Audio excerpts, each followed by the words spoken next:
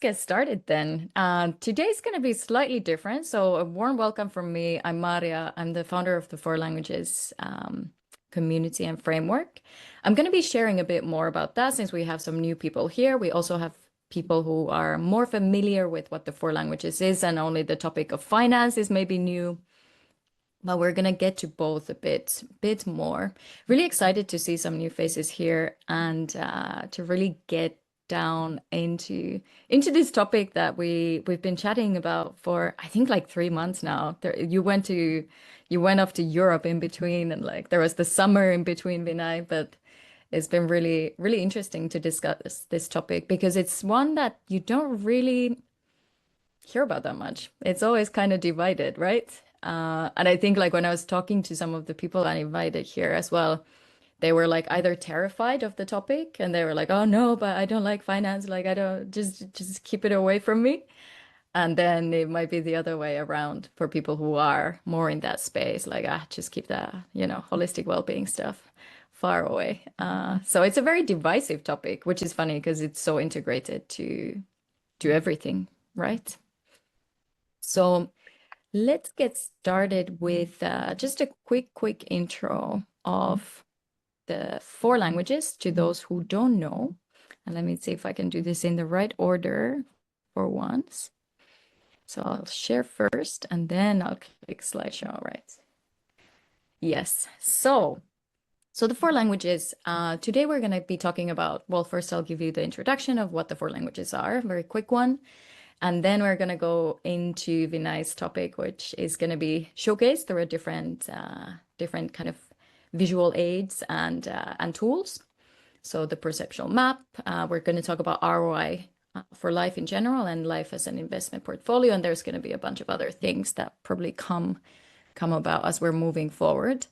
As always, feel free to ask questions. So anything that comes to mind, feel free to share in the chat or wave your hand or whatever it might be. These are interactive sessions. So going into the four languages first, since we have some new people here as well.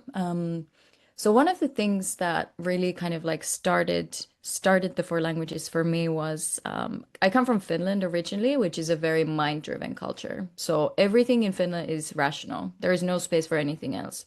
Unless you have the data and numbers to prove it, it doesn't exist. That's like the foundation of everything.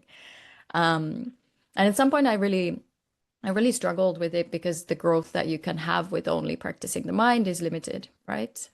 So the four languages, the first one, and this is the one that usually everyone uses and engages with, is the mind. So it's the one that is always there. It's always chatting away, always making comments, always has an opinion, etc., etc.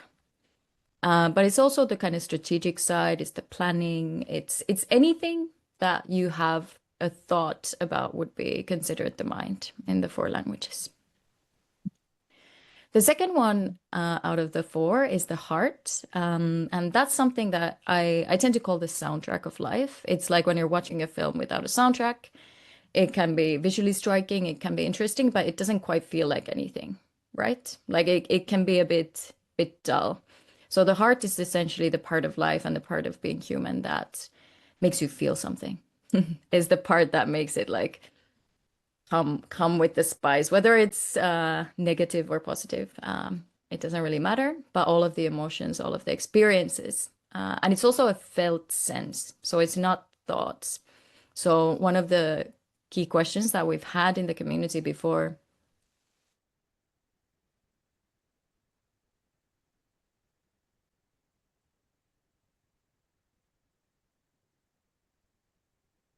is on explaining emotions, for example, or explaining things. But the heart is really about experiencing. So it's the felt experience of anything and everything. And please let me know if my connection is unstable. It gave me a warning, but maybe it was just on my side. Then the third one is the body. So this is the third language. And it's the vessel that brings us here, that enables us to exist in the world. It allows us to connect, it allows us to think, it allows us to to exist and be here, right? But it's much more than just the kind of typical, let's say, exercise or sleep or food. Those are the things that we usually tend to think about when we think about the body. But the body is also everything else. So it's senses, it's sense of smell, it's touching, it's sensory, it's nervous system, it's all of that. It's all of the body, everything that you can experience within the body and through it from the outside. And then the last one, and this is usually the one that people struggle with the most, which is the soul. And this would be the most ethereal. It's also something that's quite different for different people. So different people describe and experience the soul differently. But it's the one that links us both to ourselves and to others and to whatever else you might believe in. It's not necessarily or in any way necessarily religious or even spiritual. It can just also be the kind of connection that you have with yourself, with your intuition, with your being. So that was just like a quick intro to what we mean by the four languages. And the reason I give you these short explanations before we get going is that when we are now going into the amazing content that Vinay has created for us, I would like you to always consider and think about all of these four. So try to not only stay stuck in the mind, but remember the heart, remember the experiential part, remember the soul part, the connection with everything to others, to the world and the body in this kind of holistic way that I just described. Does anyone have any questions about any of the four? Anything that comes to mind? I know that the soul, for example, is quite difficult sometimes to connect with. So any questions that come to mind, feel free to ask, and I can also share and explain a bit more. Today, we're not going to go super deep into each one, as we have this very special guest joining for this session. Cool.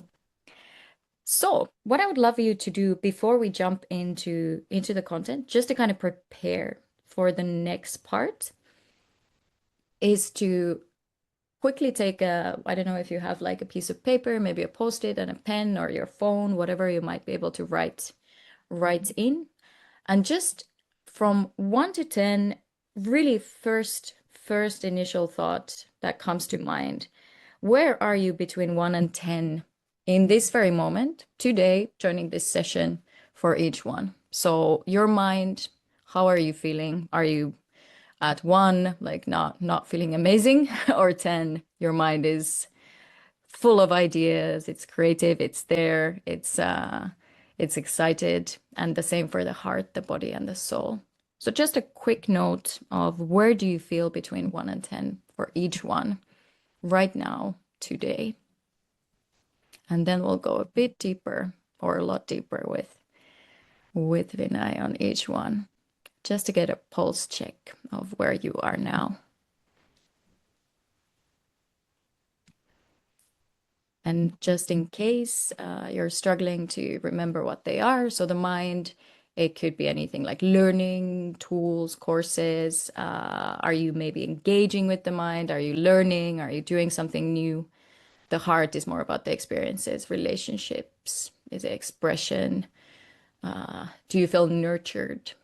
Do you feel like your heart is full? And the body might be nutrition, exercise, nervous system, sensory, whatever it might be.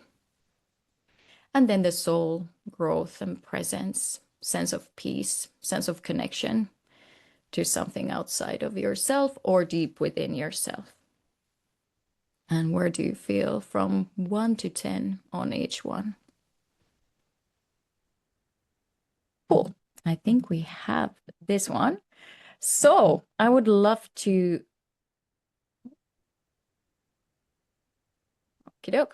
I would love to move the table and give the mic to Vinay.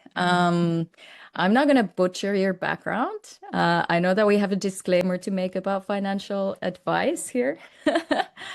But a massive welcome for Vinay Gupta, who has an immense amount of experience in financials, in ventures, in all kinds of things. I would love to hear from you. What is it that you would like to share about yourself today, and especially in this context? Well, thanks, Maaria, first of all, for inviting me to this, and I'm really excited to be here. Thank you for everyone for joining. I see a few friendly faces on the Zoom, which is great because it means that you are here for even more of my rants than you're normally accustomed to. So I do appreciate that. Um, so I won't bore you with my CV or my history. Happy to chat with any of you independently or in the next session because I want to really try to dive into the topical areas that Maria and I had been discussing for the last few months. So I'll give you a snapshot of who I am and why it might hopefully you'll get some value out of this, obviously, and this won't be a waste of your time, but why I might be uniquely placed to give a chat like this. So disclaimer, as Maria said, this none of this is financial or investment or tax advice. It's for informational purposes only. Some of the topics we cover, which again, I really hope you feel comfortable to interrupt me either by voice or text might be harder for me to see while we're in the session, but Maria can alert me if something comes through. So don't feel like you can't interrupt if something I said is unclear or you just want to dive deeper because my intention here is that I have, let's say, 30 minutes of content, and then that leaves plenty of time for us to discuss. But I'd be very pleased for it not to be me talking for 30 minutes and then Q&A, just, we'll have a free flowing discussion for anything that might intrigue. Also, this is the first time that I've shared these slides. Some of these topics I've been wrestling with myself independently in some of my writing. There was a chat that Maaria and I had on LinkedIn, just DMing. I didn't remember, maybe May or June. And I think it was meant to be like one or two messages. And like 60 minutes later, we had this long thread of LinkedIn, which I've never done before. I don't know. I don't know what your LinkedIn habits are, Maria, but it was very interesting. And I liked it. And I was like, oh, let's just go for it. And we just kept shooting each other LinkedIn's ever since. I've never used the platform in that way before, but it's been great. And long story short, Maria has come up with this really cool framework of the mind, heart, body, and soul. And in a former life, I used to be a um, design leader at a design company called IDEO. IDEO uses many different frameworks, all geared towards trying to find the intersection of what makes great design and how to deliver value to customers. And one of the frameworks that is similar to Maria's, but notably different, is about when you talk with people, which is the most obvious thing to do when you're trying to build for them and ideally with them, is what people say is not always in sync with what people do. In addition to that, it's not necessarily in sync with what they think. And it's almost always never in sync at all times with how they feel. So now you have these four quadrants: say, do, think, feel. In the process of chatting with people, and of course, this is something you can incorporate in your daily life, and just as a check for yourself is when you say something, like, are you actually going to do it? If you say you're going to do something, do you actually think that's the right thing for you to do or something you want to be doing? And that's kind of also where the feel comes is, does it feel right? And it doesn't mean that everything always has to feel right. And in the current societal culture, I think if anything, feels have maybe garnered a bit more market share, to use a financial term, as they should. And the whole point of that quadrant framework, and perhaps Maria's, is there is no right quadrant to be in. Um, I don't think there's necessarily a wrong quadrant to be in, but perhaps intuitively you can start to sense that you don't really want to be in any one quadrant solely. And life is a spectrum. Sometimes you'll be here, sometimes you'll be there. But the more cognizant that you are about the fact that these four or three or eight, whatever frameworks you decide to use in your life, Jordan and I, who's on this call, had a fascinating discussion many months ago about a framework that he introduced to me. It's not his framework, but he's an adherent of it, and that's called spiral dynamics. I don't know enough about that to really do it justice right now, and that's not the point. But the point is that he introduced a new framework to me that had at least 8 dimensions, and I got some value out of that, you know? So hopefully some of the things we talk about today will resonate. Let me know either during the session or afterwards if it does and what you might want to hear more about so I can improve all this and we can start learning together. So with that, why don't we jump into the slides? I think Maaria might put it up on the Zoom, but you're also able to find this directly via the internet. You can, go to Vinay, that's my first name, Vinay, beta, B for boy, ETA, vinabeta.com/holistic. And you'll be able to go along in your own time as well. So with that, this I've thought about, money in a proactive way for the last 5 years to try to really demystify it for myself and my personal relationship with it, how I want to evolve that relationship for myself, how I want to interact with others based on essentially, how I'm thinking about money. And this is where I've got to. And it's not the only way to define money, obviously. And I like to define it in multiple ways, but I find this to be a rather provocative and accurate way to think of money, which is money is deferred human labor. Let me just stop there. Is anyone, feeling strongly, positively, negatively, confusedly about the statement? If so, emoji me, say something. I'd love to hear. There's no right answers.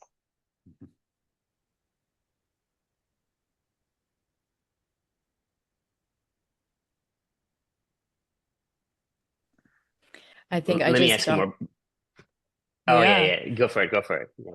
I just jumped off a call to prepare for a podcast about like AI and how that will become human labor will be replaced by AI. So that's like the initial thought that came to me. But I love this because Mm. it takes you to so many different, I guess like we're in a time of change as well, when it comes to this statement in some ways.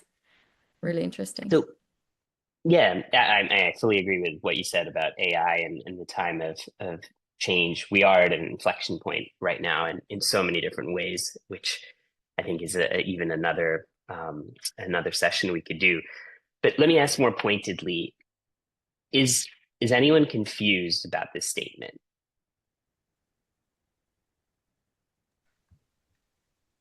To me, it sounds a little Daniel. bit Yeah. technical. Okay.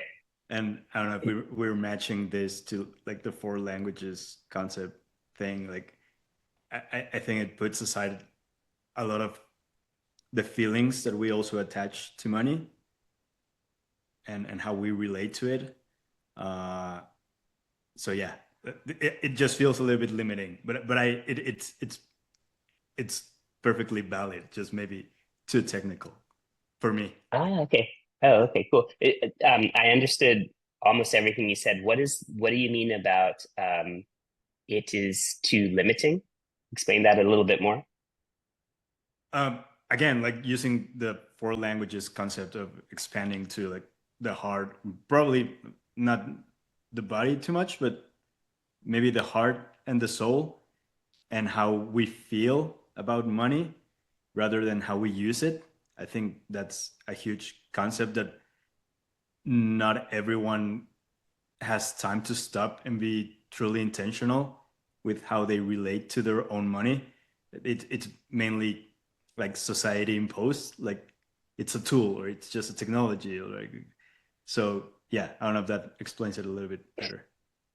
It does. Yeah. Thanks for saying that. And that was a great comment. And I'm sure that there's other people in the room, or I know there's other people in the room that, feel in a similar way. So the point of starting this talk, with this kind of statement for me is, in fact, not to attempt to be limiting, but really to try to associate the concept of money, which many, if not most people, are scared about, to humans, and try to create a frame for yourself where you're not afraid of money. You don't see it as something that is imposed on you. You don't see it as something that is a government technology, which is a very modern invention.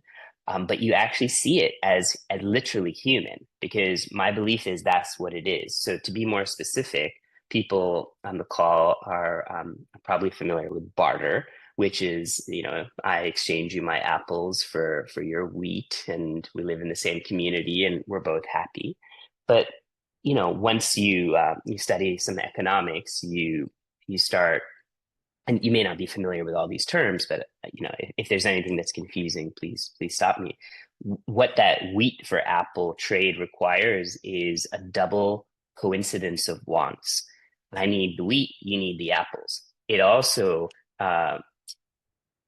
requires the need for the wheat and the apples at the same time, which is not obviously always going to happen. Just alone for growing seasons and scarcity and wastage and all these kind of things that are associated with food. Not to mention that you might not be able to eat as many apples as wheat, or vice versa. What it means is that there's very few instances of mutual barter that meets each other's needs in real time, ever. It's like kind of a theory. So money is a marketable commodity that enables that exchange, so that you can give me money for the apples, and then I can buy some or all of your wheat at a later date when I want to, right? But ultimately, what does that mean is that I'm buying the wheat that you invested your human labor into, but I'm doing it later on, right? So there is this concept here of deferring that labor, and maybe you can think of it as you're using someone else's deferred, or you're using someone's labor today, tomorrow, via the use of money, And I'll stop there because this is not a philosophy class about money, but the point here again is, let's not be scared about money, because being scared about money and seeing it as something to be scared of means that you're never truly going to have a comfortable relationship with it. And so with that said, I'd like to just move to the next slide, which is this attempt at a perceptual map. The business school people on the line will remember these things that we used to use all the time. They, I think, can be a pretty fun and interesting way to think of the world. I don't know how much mileage we all will get from this perceptual map. For now, I like it. As you can see, I've tried to impose a few quadrants related to this talk on the heart, mind, body, soul framework. And so let me spend a little time trying to go through these quadrants. Well, I'll start at quadrant 1, which is the upper right, which is the axes between the heart and the mind.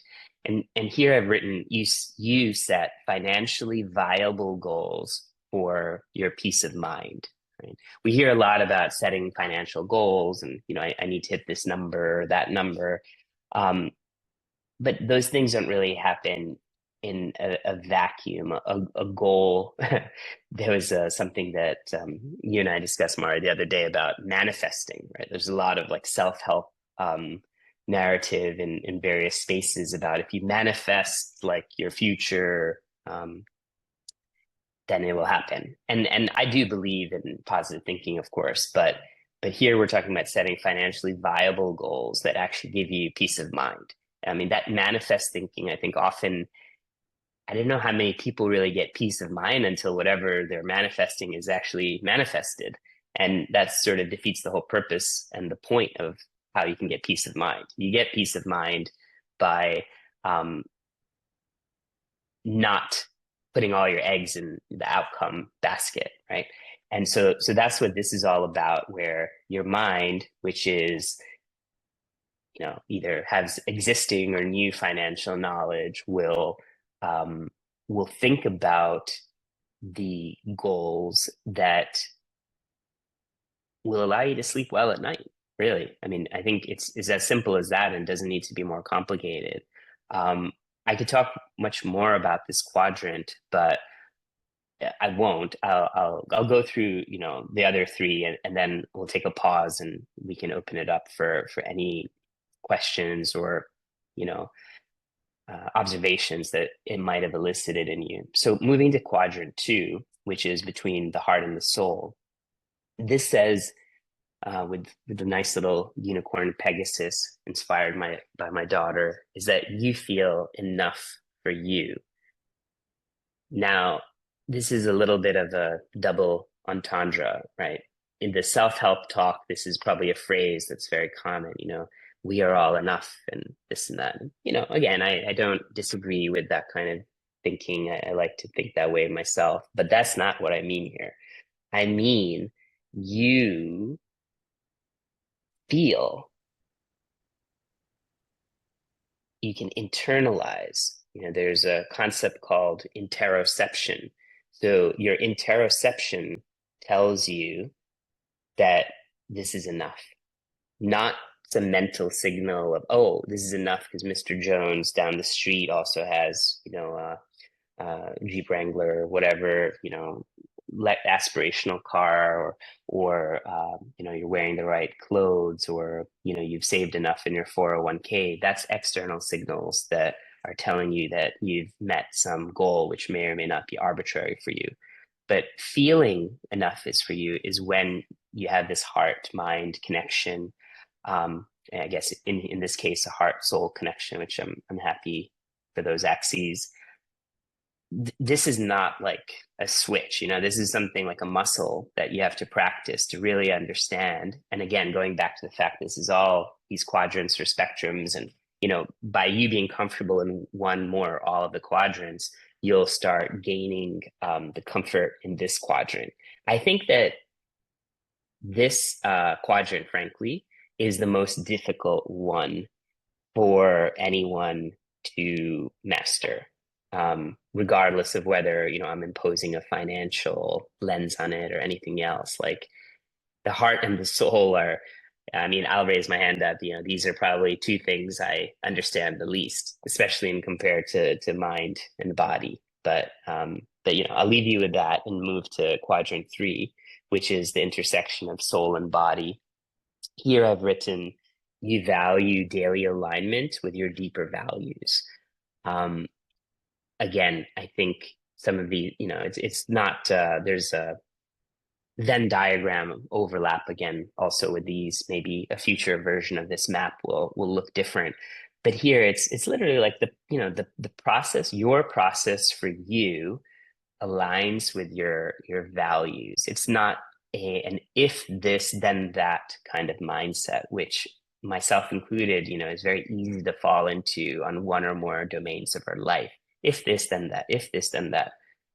Why not, if this, this is an end in itself, right? You're aligned with the action you do. You're proud of yourself for doing X, Y, and Z because it's consistent with your goals, okay? And we'll get into some more hardcore finance and stuff in a bit. Moving on to the last quadrant, which is body and mind. It says you accept your risk appetite. You accept that your risk appetite dictates your reward profile. This is maybe a different phraseology of how you might have heard this like risk reward construct. And if someone, is not that familiar with risk reward, please say so. We'll discuss it more. But essentially, on a numbers perspective, if you have the option of two different investments, and one of those investments is returning 5% a year and the other one is returning 20% a year, from a return perspective, I would hope that everyone in this room would rather have the 20% a year rather than the 5% a year. However, there's no such thing as a free lunch, and that 20% return is sure to come with, let's say at least 4 times the risk of the 5%, investment, just using simple maths, if not more, right? So that's simply put the concept of risk reward. But this phrase is really something you have to think about for yourself, right? What I said just now it's like a law, if you will, a financial law, a natural law. But this says you accept your risk appetite dictates your reward profile, right? There are plenty of astute financial people out there, millionaires, in fact, multimillionaires, who understand their own personal risk appetite, and they invest accordingly, and they find investments and behaviors, people that match their reward profile, and then they create a flywheel for themselves in that domain. That's why we have bond traders, we have stock traders, we have crypto traders, we have real estate people. All of these asset classes have different reward profiles, and there are few people, if it, let's just say that they're brilliant people out there. So I'm going to use the word few people that are experts in all of these domains, and I guarantee you that the expert crypto trader is not the expert real estate investor. He or she may have high level of experience and expertise in both domains, in multiple domains, but the pure expert bond trader is not the same person who's the pure expert equity trader, right? So you need to accept your risk appetite in order to then seek the correct reward profile opportunities. So with that, let me stop, because you covered really, I think, a lot of stuff. Let's take a pause. Would love to hear any feedback. Obviously, Maaria, if you also want to jump in after anyone else talks, that would be great.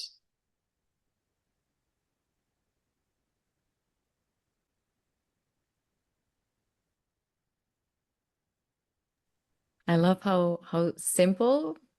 Like when I saw it, I had like some ideas, but like now that you explained it, it just like opened up so much more for me.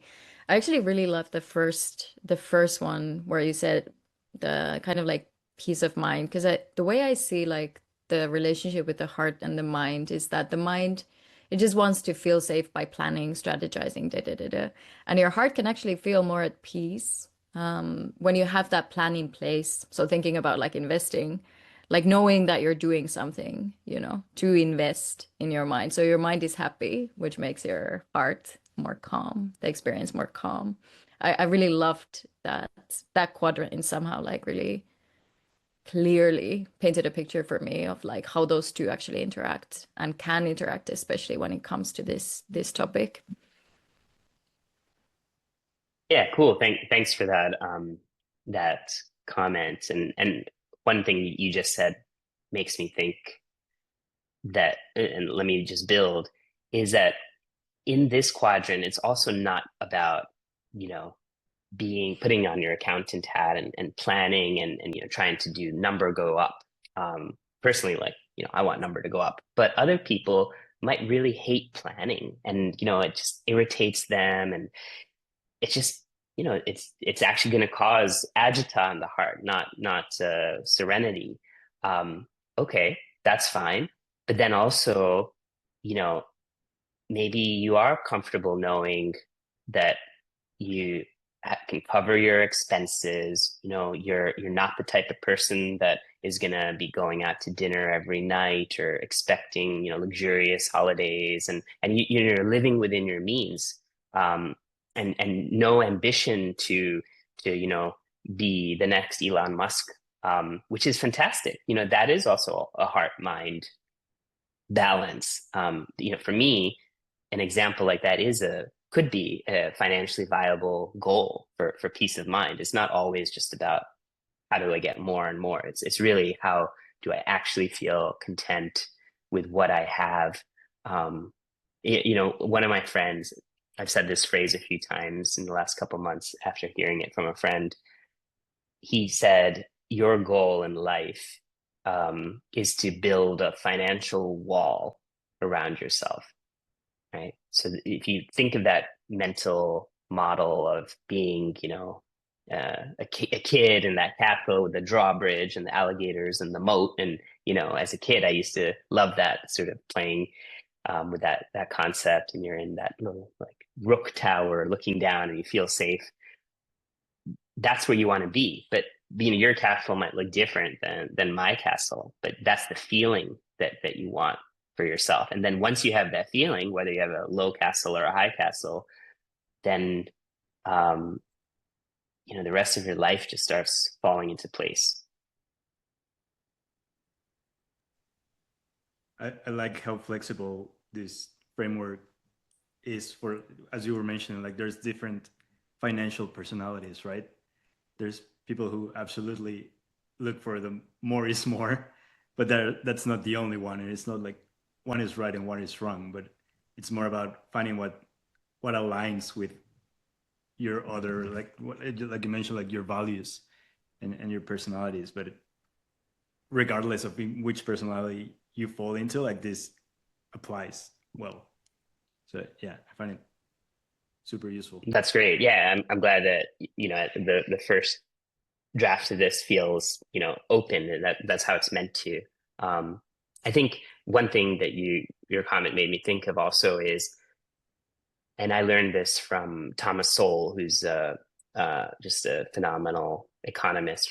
I think the most impactful. Let me not use that word because most people don't know him, but most brilliant economist of the the modern age, and the most brilliant living economist, is that we as humans have this tendency to think that we're this quadrant, this person, this is our ambition, but we can be whoever we want or need to be at this given time. So maybe my financial viable goal for this period of my life is X, but then in the next 4-year cycle it's going to be Y. We need to give ourselves enough flexibility to also think like that, so we don't pigeonhole ourselves into, oh my God, like I have no ambition and I'm a loser. Okay, well, maybe let's use different language, but fine. Maybe you could be a loser for 4 years, but and all of us are kind of financial losers during college and all, if we went there, and afterwards, hopefully we're not. Jordan, you wanted to chime in? Yeah, just a comment. After sort of looking at this, I feel heart soul and the body soul quadrants are the most difficult to master. But when you do master those, the other two sort of fall in alignment a lot easier. And also just a comment about your friend who has sort of the value of his life value is building a financial wall around yourself. I found that interesting, and I think it's a bit dangerous because if you have money as your highest value, it's easy to become corrupt, as you'll justify doing things to serve your highest value, and we're masters at self-deception, so it's a easy trap to fall into. Yeah, I mean, no disagreement for me on both those comments. I think on the first comment, and again, I say all this with the caveat that this is experimental map that that we created just recently. But my intuition tells me that whoever you are reading this map, or whatever this map might look like in the future, is that you may have a different starting point. And not all of us start in quadrant 1. Some of us may start in quadrant 2 or 3 or 4. But again, it's then wherever you start, there's no right starting point, is that as you become more aware and try to internalize aspects of other quadrants in your life, you kind of like, let's say, converge, not converge, but you feel more comfortable operating in more than one quadrant. I think that in the absence of being aware of any quadrant, really, you can't really necessarily operate in a place that you're unaware of and or not with skill, because you just maybe didn't think of it that way. So that's I don't think that refutes what you said. I just think it builds on your first comment. The second comment about financial wall, I think I would say yes and no. Fully agree about money being can be a corrupting force. But I think this financial wall thing is a little bit different in the way that I've internalized it for myself. And again, going back to the fact that, one person's financial wall might be just the first step on the ladder for someone else's financial wall. So there is no inherent corruption with the concept, because again, one person might have 10 times more, which gives themselves comfort. It's more like, because of your wall that you create for yourself, you can operate in quadrant 3 in alignment with feeling enough in quadrant 2, because you don't feel at risk of being financially harmed by the people around you. I'll give you a concrete example.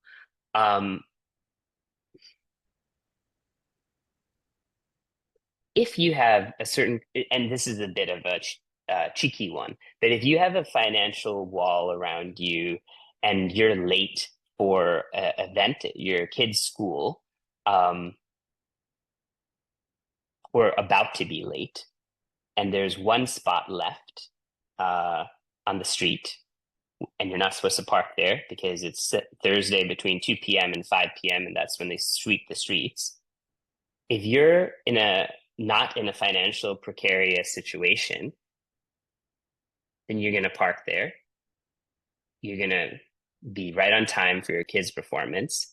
And, there's a 50% chance when you come back, you're 33% chance when you come back, your car is there, everything's fine, you're winning at life. There's a 33% chance, obviously I'm making up these percentages, that you have a ticket on your car. Who the fuck cares? Third opportunity, your car got towed. Pretty annoying, but again, you can afford it. And it was worth the $250 to deal with that hassle so that you didn't miss your kid's performance. Again, cheeky example, but figure out, any number of examples on yourself at whatever levels. Like that's how I think about it. I'm not saying, again, like it's not necessarily right. And I believe in what you said about corruption, but that's the way I think about it. I don't think that person who decided to park in that spot, was corrupt in any way. You can maybe argue is a little bit antisocial because you're not supposed to do that. But, maybe if you do it every day, then you're a corrupt person, right? But if you do it once, then.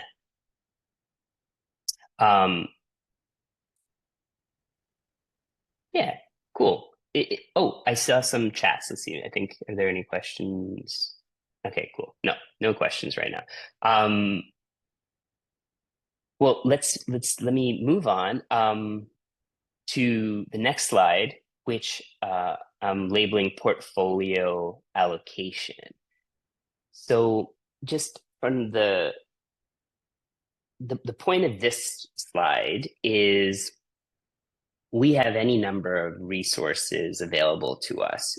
In this treatment, I've narrowed it down to 3 things. We have time, arguably our most valuable, human resource.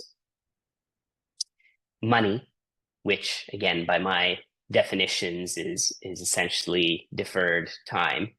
So that's maybe one and the same, but time, money, and then other resources. So, if you're in a business, you're going to have financial resources, human capital, as they call it, and widgets and factories and whatever else. So anything in your life. I mean, in the context of our conversation today, we can think of other resources as, inclusive of relationships and familial love and anything you want, really. Okay, this is meant to stimulate your thought. So time, money, everything else. Would love your thoughts also on how to improve any of this. So in the first donut diagram, we have a preponderance of money in this temporal portfolio allocation. So maybe, this is like a 25 to, 35-year-old who's really trying to make their way in the world and save for the future and figure out themselves. Could be anyone. That's just one example of who that could be. And then that very same person later in life might go to the donut below, where either they have been successful in that pursuit and now don't need to have money, got my mind on my money on my mind kind of mentality as much. So it's taken a little bit less of their mind share, and now they have much more time that they kind of preference their decision making based on the time component versus anything else. And you could play around with this donut any way you want for yourself. Just be aware that these things can change. And the link here to, like, let's say more traditional finance is people are very, in my opinion, overly concerned, caught up with, fearful of portfolio allocation. Like, where do I allocate? What stocks do I buy? Or where should I put my money? And it's very important to know how to allocate, but without the principles that underlie an allocation strategy, you're essentially just like, doing this with your money or really any of your resources. So the only way that you can decide whether today you want the upper donut or the lower donut is if you have some kind of principles that you can rely on in order to decide what donut is right for you. And maybe that is some version of that perceptual map that we talked about in the last slide, right? That kind of thinking or some similar kind of thinking can influence how you want to allocate. There's another point that I want to make here on portfolio allocation that's also related to some advice that you might hear. Not might hear, you definitely hear it, because it's like the prevailing mantra, which is diversification. Do you have a diversified portfolio? Are you too concentrated? That. So I'm sorry to tell you that all the advice that you've been given in life about diversifying is wrong. And concentration is actually the way that wealthy people become wealthy. Now, once you've figured out how to succeed through concentration, whether it's being the most expert scientist in XYZ domain, whether it's being the best professor, whether it's actually being a startup founder that exited their company, then those people start diversifying.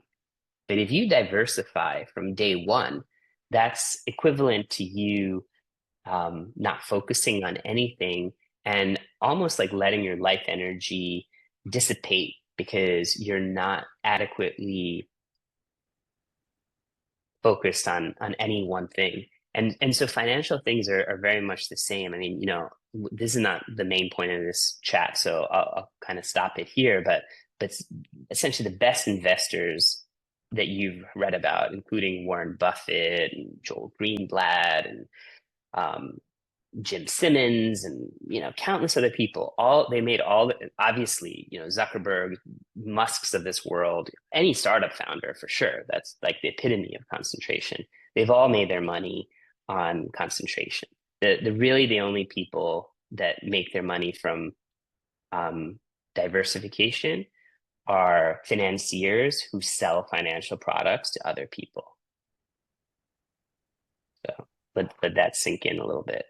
In fact, it's a good place to pause before we move on. And if you guys have any questions, let us know.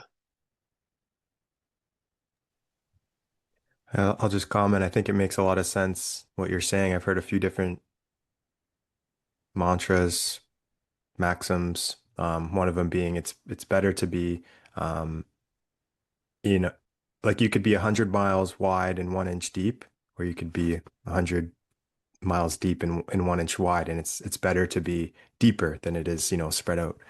And I think that kind of goes along with what you're saying there, Vinay. And the other one was, I think it was Bruce Lee who said it's better to practice 10,000 kicks. It's better to practice one kick 10,000 times than it is to practice 10,000 kicks one time each. So just a comment that Yeah, came. 100%. I love that. I love anything related to Bruce Lee. And I'll add build on your comment about the kicks. Like fighting or self-defense, let's say, is a great example where you can know all kinds of techniques and this and that.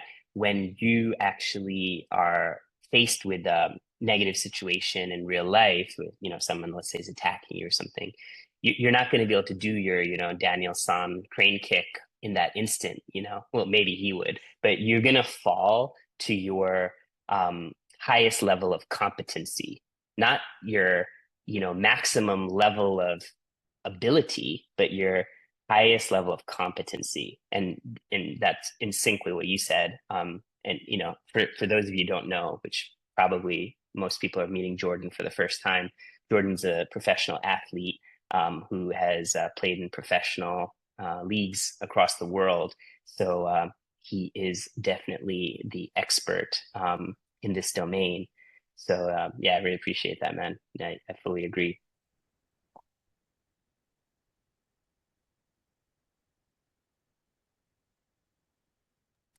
Let's hear from maybe someone else who hasn't had a chance or inclination to say anything yet. Like in the topics that we've covered so far, what is something that maybe is not sitting so well with you because either you just disagree with it, which is totally fine, or something that maybe has hit you in a new way that you hadn't thought about before?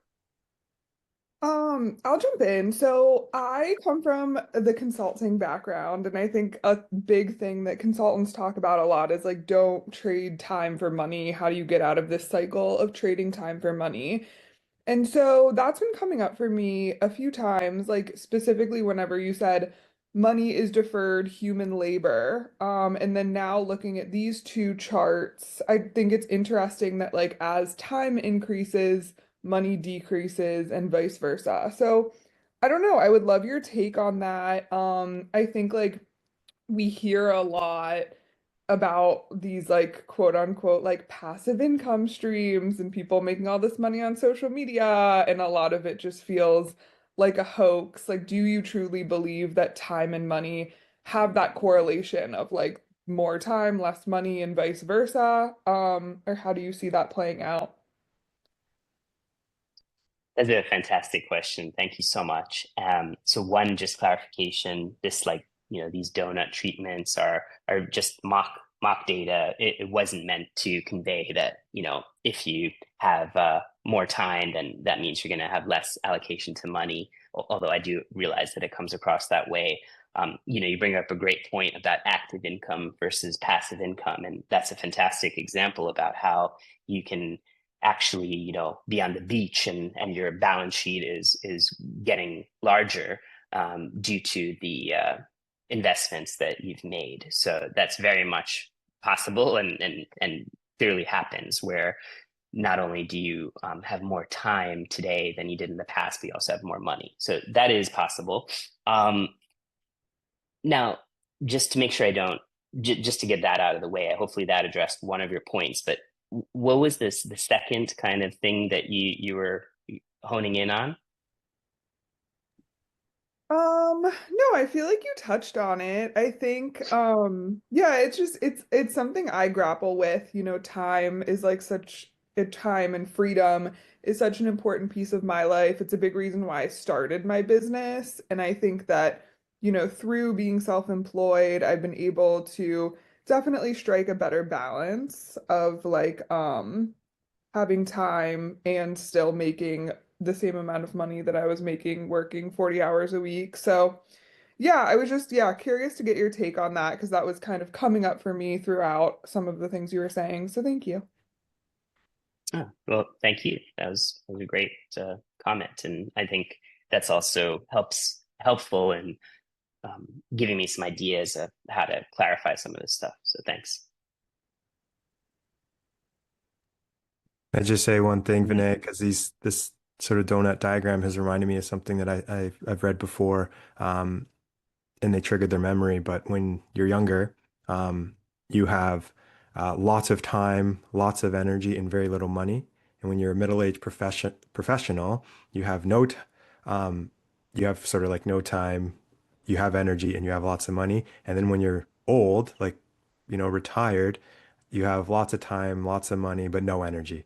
Or I'm using energy in the other resources category that you have here. Yeah, I agreed. Like, I think that is a um, very common mm, frame, let's say, or narrative rubric that is conveyed in society. I think now, none of us are teens, so let's say all of us here on this call are in that middle bucket. Um, I think reality tells me anecdotally, maybe you guys, I don't want to speak for you, that even that somewhat antiquated rubric is actually wrong, because I don't know anyone who's in my cohort, and I've had the privilege of going to some of the best schools and traveling in privileged circles. Um, None of my cohort, rightfully or wrongfully, feels that they're like killing it or so rich. I mean, there's some exceptions, but it's kind of like every single person is in a rat race. It's just that the entry ticket to the rat race is different depending upon which race you've entered. So it's up to you to decide what game do you want to play for yourself. Every single person on this call is in a rat race. I know I have personal friends who have multi-million dollar homes in Manhattan. They pay more than my annual mortgage payment just the summer for a month in the Hamptons, and they're on their own rat race. So it's like a very proactive decision that we all need to make for ourselves about how to get off that rat race. Which doesn't mean to disassociate with our friends and peers, because that sounds not fun. But how do we be in that like liminal space where we're engaged with the people we want to be engaged with, but not caught up with the drama that financial or emotional, that we don't want to be part of. Yeah. And that actually kind of brings me around to the thing I was thinking, which is that I fully agree that like focus works in these scenarios.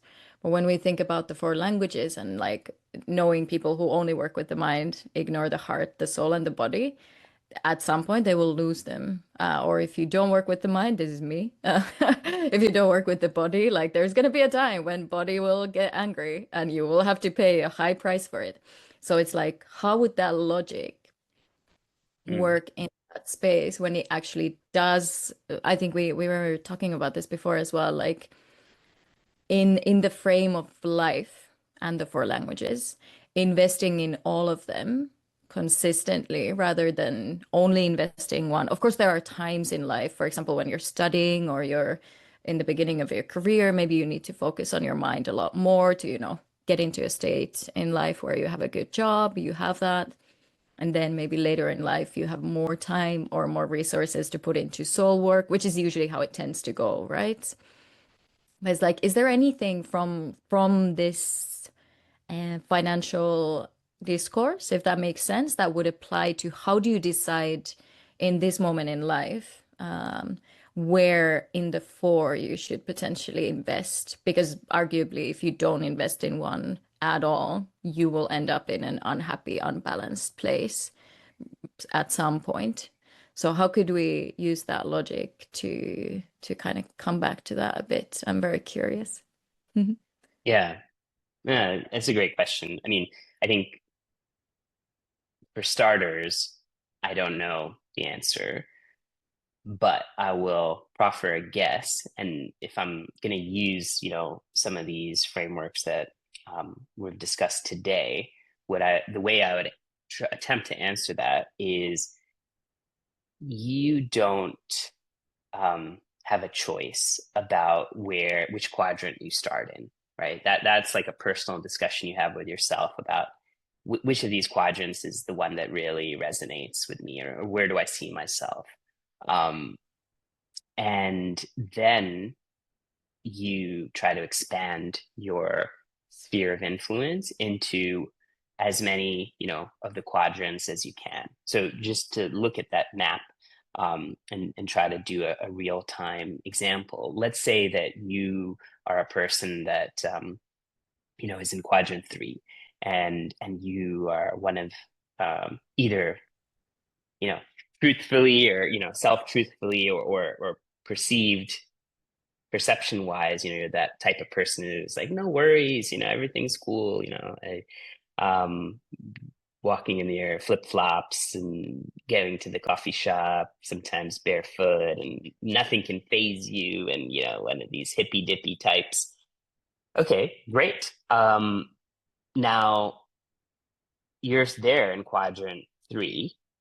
Your daily alignment maybe is aligned with your deeper values, but maybe you're still someone that's like stressing about like, how am I actually gonna pay rent next year, or how am I finally gonna launch this thing that I want to launch, and maybe that's because you haven't spent enough time in quadrant 1. I'm really just making this up. I don't want to pretend like this map is some kind of golden ticket or anything, but that's I think how I would attempt to answer it. And I don't know if you did this on purpose, or it's just a positive side effect of your question, but I did attempt, or I am attempting to give all of you like a personalized return on investment map based on your own answers on this perceptual map. So if you happen to pull up the site on your own, or maybe Maaria will just scroll to it. If you just go all the way to the very end, there's a slide called ROI, and there you can see this fun guy who is asking you to click here. If you do end up clicking there, then it's just a very simple 10-question survey that'll take you 2 minutes to complete.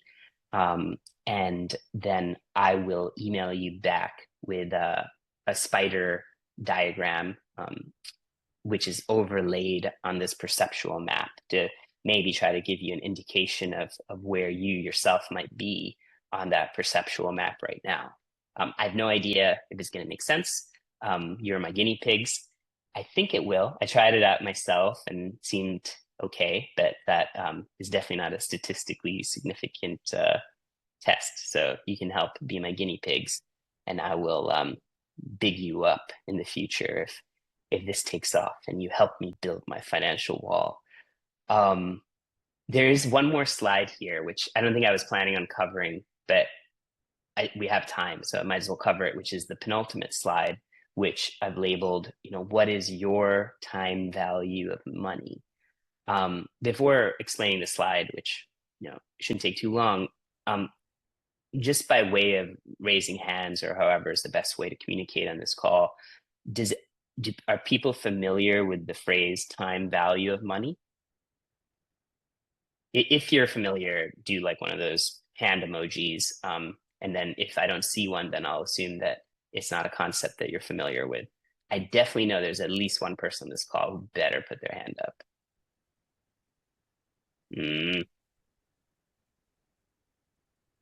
All right, well, that person is not listening right now or doesn't have access to the emoji button. Okay, everyone else gets a free pass. So the time value of money is something that we cover in finance class. I was a undergraduate finance major, and then I became even more overeducated as a business school graduate.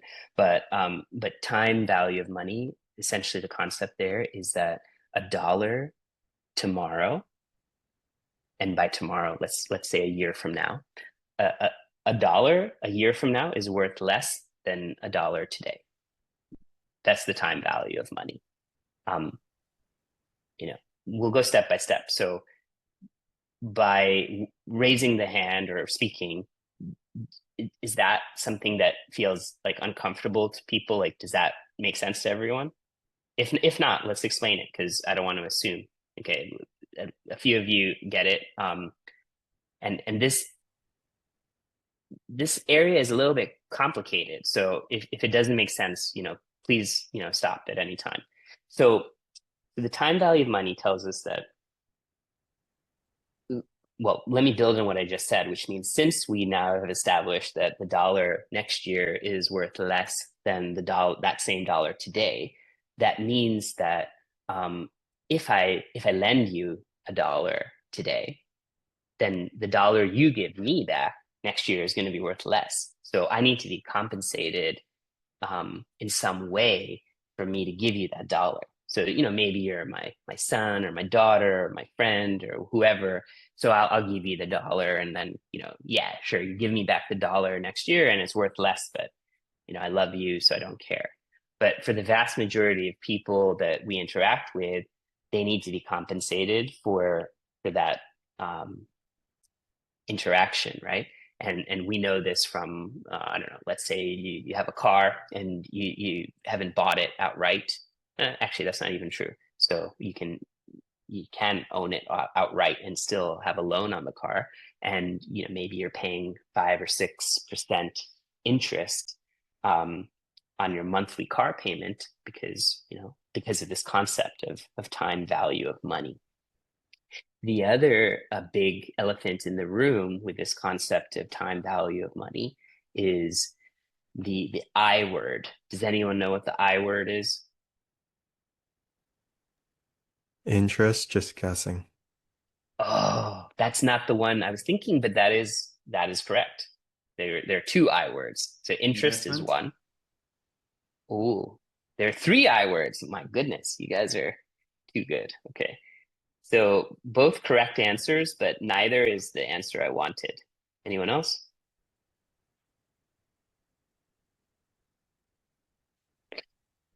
Okay. I'll take you out of the suspense. The word I'm looking for is inflation. So that is the third I, inflation. So let's just cover these first 2 words that you said. So yes, like investment was the first thing I heard. So if I give you that $1, and let's make it more interesting. So now I'm giving you this $10,000, Jordan, to help kick off your business. It's your seed capital. So yeah, I'm investing in you because I think that investment is going to pay dividends, as in I'm going to get a return on that investment in the future. And it'll take you more than a year to successfully manage your business. So now we're getting into essentially the crux of venture capital, Silicon Valley stuff, where I'm putting $10,000 into your company, and at some point in the future I expect to get a multiple on that invested capital, right? And the typical timelines for venture capital are 7 to 10 years, right? So they'll be you would, let's say, be a venture capitalist, would invest in a portfolio of companies, and most of them will not succeed or not succeed much above the initial investment.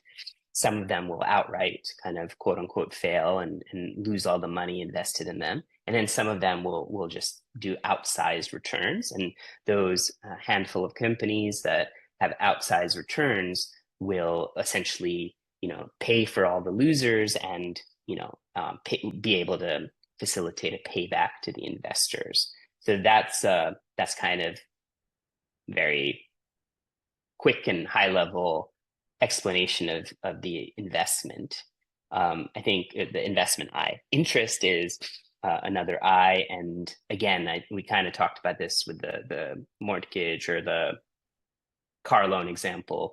It could be anything. Essentially, you're being paid, the investor is being paid an interest rate to compensate them for the disparity between the value of today's dollar and the value of that future dollar, whether it's in year 1, year 2, year 5, etc.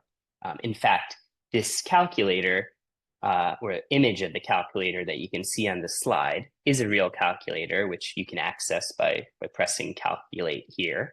And you can actually calculate your path. So, the opposite of present value is future value. And the things in the middle between the present value and the future value is a relatively simple calculation of time and interest. And then there's a third I that's also can be involved in this calculation, which for the purpose of this calculator I've excluded, but it is very omnipresent in our society, which is called inflation. You hear about it all the time. It is explained in an incorrect way, something you should know. It is taught in the incorrect way. And it is one of the biggest problems in our society, global society. Inflation is here's one of many ways to think about inflation. And you tell me if it resonates. Let's assume that you are John D. Rockefeller. Everyone knows who that is. He used to be the richest man in the world. So you're John D. Rockefeller, and I might get this a little bit wrong, but I think at his peak, he was responsible for something like 1 or 2% of the GDP of America. So let's assume that there's $100 in all of the US. That means that John D. Rockefeller would own 2 of those dollars, assuming that he was responsible for 2% of GDP. So 2 divided by 100 is 2%. Now, let's say that the Fed or the government, in all their infinite wisdom, decide that they need to finance a war. They need more money. So they say, we're going to print more money. So now there's $200 in existence, right? So what happens to the denominator in that case? That 100 becomes 200. What happens to John Rockefeller's 2? It stays 2. So now we have 2 divided by 200, which is 1%. What does that mean? It means that Mr. Rockefeller's net worth was just cut in half. That's what inflation is.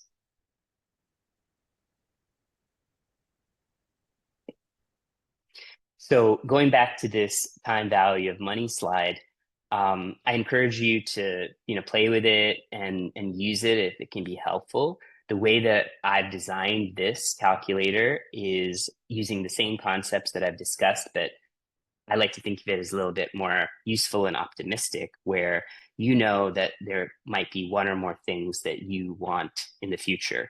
Maybe you want it next year, maybe you want it in 5 years. You can enter the value that you need in year 5. Maybe you need $10,000 5 years from now. You can put that in the target future value. You can enter in, again, what year you need it. And then you can play around with the different levels of interest rates. I call them hurdle rates here, that you may need to achieve in order to meet your target, right? So you can just think of it as like, if I need $10,000 in 5 years, and I can invest my money in something generating 5% per year, then I'm going to need to contribute X today.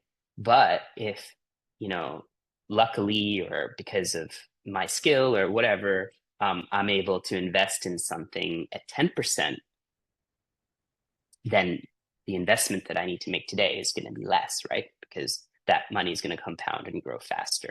So it's just a relatively simple but hopefully helpful tool that can help you do some concrete planning, probably in quadrant 1, if we want to link it back to that perceptual map. And yeah, I think with all this stuff said, this is all the quote unquote content that I wanted to cover in a sort of semi-formal way today. That leaves us with about 10 minutes, so we can chat about anything, either about what was discussed today, or if you have some more concrete, actual like hardcore finance questions or anything, feel free to ask. I'll do my best to answer, with the caveat that nothing is official financial advice and whatnot. But I'm happy to be open and share what I know, in an informational way.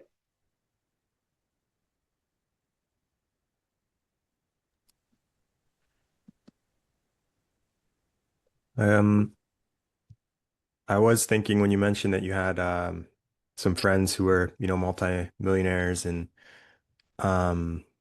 yeah, you're in New York City, so you probably see everything, the spectrum there. So I don't know, this is maybe not totally related, but in terms of relationships, I'm wondering like how you manage relationships when you have a friend who has like $10 million, but you also have a friend who's a starving artist. Like, can you still connect with people um, like that? Because I find personally, like, I just don't, I'm not poor, but I'm not rich. Like, I have what I need and I get what I need. When I need more, it just comes. And I know I can get more money if I needed it. And I just don't seem to vibe with like super, super rich people, because I know a few people who are like very, very wealthy. Um, but it just seems like they value money so much that I just find I don't connect with them anymore. Do you ever experience things like that?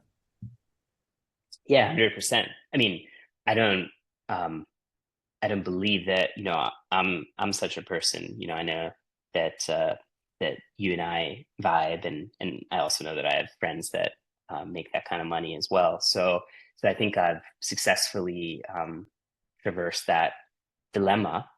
Uh, I think it boils. I don't personally believe that money. I believe money can be a corrupting force, but I don't believe it is a corrupting force, even though like that is a slogan that's said, right? I mean, the inverse of that would be, you know, poor people are, decrepits. Like that doesn't make sense, right? I don't think to any of us on this call, but I hope we can appreciate that they could be, right? So it's sort of like the opposite applies too. I mean, ultimately, whether you have just because you have a lot of money doesn't mean you're going to be a nice person to be around, or someone that I might want to be around. So I think for all of us, we're going to have to make a personal value judgment of whoever this person is in front of us, whether they are of high means or low means. What's the nature of our like interaction? Like, because you do often in life have to interact with people who you may not necessarily want to socialize with. So how can I navigate that format of our relationship? And then equally, how can I find like value? I don't know the right word for this, so I'm just going to currently call it like value parameters of people, groups that I can resonate with, regardless of whatever like their means are. And I'll give you a good example. Like, you and I vibe on a bunch of different areas. One of them is like, our love for hip hop, right? And that is, I personally have, kind of people with low incomes who also are into that style of music and culture, and also people high needs, right? So I think it's I don't want to be butcher or belabor your question, but let me know if I adequately address that. Yeah, you did. I think the issue is just it's more so my own stuff. Sometimes when I'm around like really rich people, I feel um like maybe they're bored with me because I can't do all the cool stuff that they have access to, you know? So, Right. Right. No, I get that. I mean, I've faced that in my life, and I think we all continue to face that in various domains, this sort of putting words in your mouth, like imposter syndrome, where there's an in-group, um, doesn't have to be related to money, but we all encounter in-groups that we want to be at least part of in some way that we feel like we're deficient in because we don't know enough or we don't have enough. And I think that on one hand is part of being human, and then on the other hand, maybe the more comfort we're able to find for ourselves, whether we call it a four languages, centering or whatever, again, like spiral dynamic, number you are, or what's the other one that my friend was telling about, Enneagram. All of these things are helpful tools that can help us understand ourselves better, give us some more comfort in our skin, hopefully. And ultimately it's about finding our people, like the 8 of us on this call, is that right? Are we're spending this time together. We all have, going back to our donut rings, like we're never going to get these 90 minutes back, and hopefully we were able to get some. I know I was able to get a lot of value out of it just by the meeting you and hearing your questions and feeling your energy. And for me, what I hope for myself and for all of you is that you are able to find a system that works for yourself, that enables you to meet and spend time with as many great humans as possible. That's for me the goal. Yeah. What a beautiful way to kind of circle back. Yeah, I fully agree. Thank you so much for everyone who joined. I think this conversation is so multifaceted, obviously. Like there is the kind of like hardcore financial side, and then there's the four languages side. Like where do you invest? Like how do you invest? How do you find your people? I think those are questions that we're probably always going to be asking ourselves. So in terms of next steps, thank you so much, Vinay. It was amazing, so thought-provoking, completely +1 for jazz. We have our next session is going to be in a month's time or in 2 weeks. You can find that on Luma as well. I'm sure we will be sharing the recording, and we're also going to be writing about this, I think. Vinay, so I'm sure there are going to be more questions and thoughts that come out. Feel free to always message either me or Vinay, and we'll be more than happy to discuss further if there are any thoughts that come out. I think everyone here is going to be thinking about these topics as we move forward with whatever our days bring. But thank you so much for everyone. Thank you, Jordan. Thank you for the questions. Thanks to you, Daniel. Thank you, everyone. Jazz, Melanie, Sarah. I hope you got a lot out of this. And yeah, I'll send over the invite to the next session, which is going to be about the body and mind side a bit more. So it's going to be about energy management. So how do you manage your energy in line with your soul and mind? So that's going to be the topic of the next one. But thank you so much, Vinay. Thank you so much, everyone. And I really look forward to your questions and hearing more about what thoughts came to your minds from this session. Amazing. Thanks Thank you. Thanks a lot, everyone. Thanks, Maaria. See you soon. Bye.